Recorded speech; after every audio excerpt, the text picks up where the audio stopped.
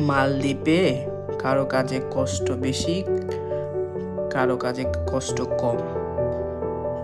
এত কিছুর পরেও এখানকার যে প্রাকৃতিক দৃশ্য আর পরিবেশ দেখার পরে কাজের ক্লান্তি দূর হয়ে যায় আর সবার মনে একটা প্রশান্তি তৈরি হয়।